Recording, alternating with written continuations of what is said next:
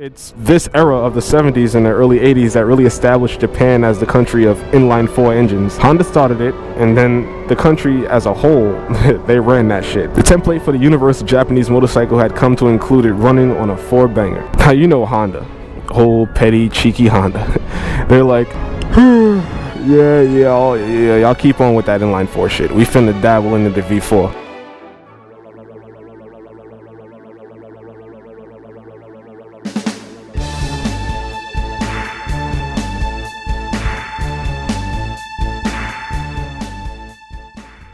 There's the Nighthawk, a motorcycle so different, it looks like you own the only one. Looks like Jake's going home. I don't think so. Jake lives that way. The Nighthawk by Honda. So in 82 onward, Honda drops the VF models. The VF 400 and the 500 and the Sabre models from the 700 onto the Big Daddy, the 1100S V65. Those were the sport bikes, but Honda also put the V4 into a cruiser, creating the Magna series. The V45 Magna. 45 cubic inches of V4 power, packed under an easy chair, 29 inches off the ground. The standing quarter mile. This machine is about to attack it. A motorcycle that can turn 65 cubic inches into an incredible amount of horsepower. The Honda V65 Magna. During this period, V4s were pretty rare for motorcycles and was actually normalized by Honda during this period. And Honda had to use its GP prowess and mass-produce the V4 into acceptance. Why use a V4? Well, it's narrower than an inline-4 engine and it's more balanced for smoothness and lack of vibration. Naturally, they're more expensive to build though. The V4 line was continued through the VFR bikes, and those were filled to the brim with tech innovation like gear-driven cams, single-sided swing arms, dual clutches, ABS, even VTEC, yo!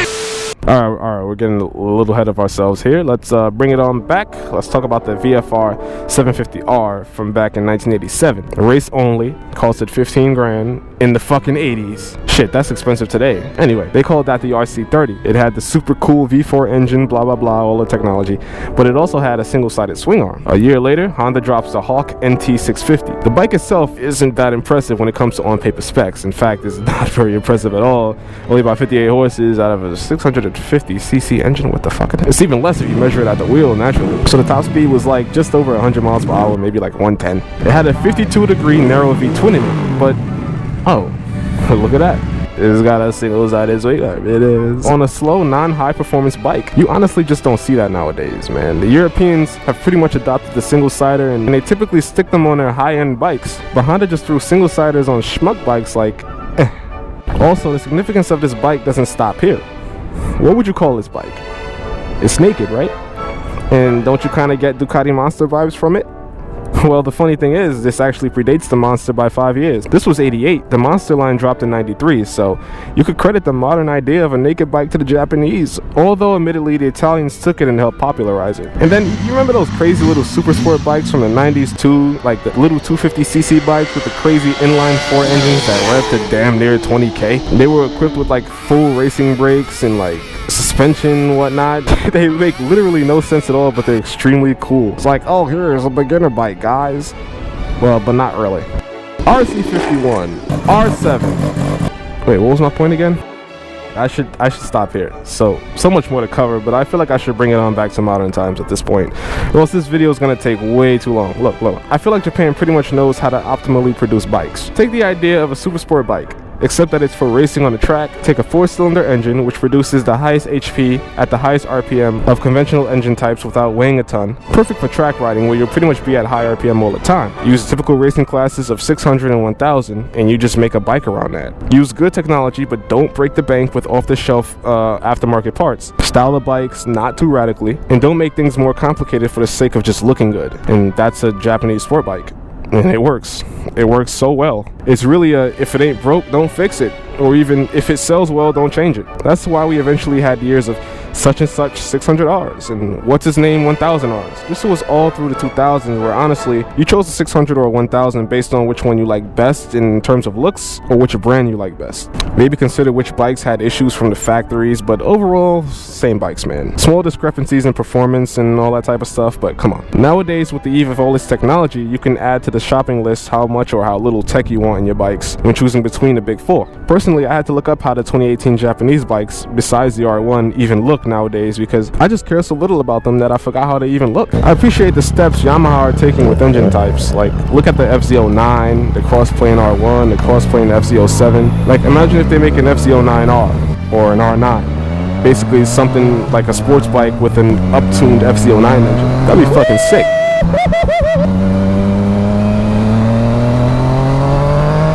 Yamaha has been on quite a roll the past couple years, cranking out a lot of really tremendous motorcycles. Two of our favorites, the FZ09 and the YZF R1. Some argue that Yamaha are becoming the Honda of old, and I can't say they're wrong. Look, I love my bike. It's an SV1000 with mad upgrades. I like the personality of it. It's savage with torque and sound. It's got the V-twin, which is rare for Japanese sport bikes. It's got the gear-driven cam, so it sounds supercharged.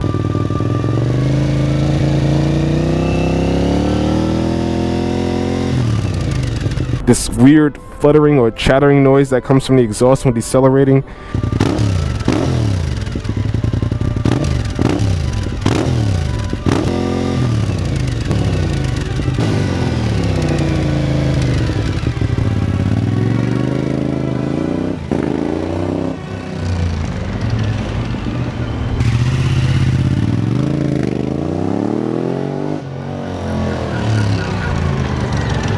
And when I take the can off, forget it. Sounds like a fucking V8.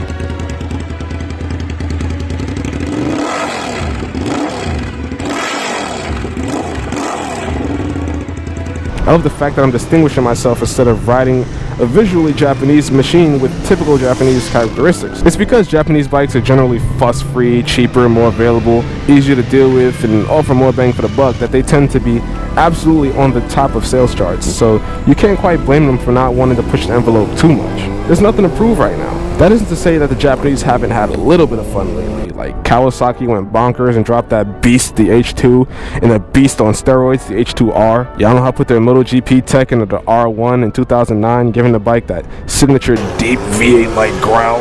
And even more so with the all-new R1M. Honda recently dropped the RC213V, which is practically a road-going GP bike. European bikes, pretty ugly at one point, but now they've evolved into nothing short of artistic passion on two wheels. And I like that. American bikes and Ducatis, they're all about heritage. Whatever that may mean, it at least offers a dimension of belonging, right? It's also a matter of popularity. More people are riding Japanese bikes, and naturally that makes anything else unique and cool. Maybe uncool. I'm doing air quotes right now. There's obvious reasons for that, and they are largely positive. The Japanese may not share the same design philosophies, but it would be nice if they shook the box a little, you know?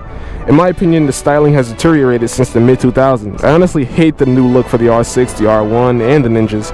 And to me, the new GSX-R looks like a beady-eyed idiot. Where's that big aggressive headlight? This shit has a big-ass forehead, son. Don't you think the older ones look way better? I mean, sure, that's all a matter of opinion, but I just long for the days of serious engine variety and throwing ridiculous things on a 250cc bike, you know, just shit like that. Just the innovative, original things that Japan did back then that made them dominate in practically everything, every single category, even just beyond sales. Hell, with the new Panigale, Ducati's just gonna take their V4, Honda's love child, and make it synonymous with Italia. Let's see some bonkers shit like a modern 6-cylinder 600cc sport bike or something fun like that, you know what I'm saying? But hey, I could be wrong. I could also be right. So let me know in the comments what you think about this topic. This is obviously not hate on any side because I definitely love all bikes, period. So, I mean, like, obviously all three bikes that I've owned were Japanese, so I like Japanese bikes. They're easy to understand. They're not, like, overly complicated to a fault. You know what I'm saying? Like, if you like the video, just drop a like. If you want to discuss it, leave a comment. And if you haven't subscribed to my channel yet, you hit that subscribe button. Like I said before, it's free.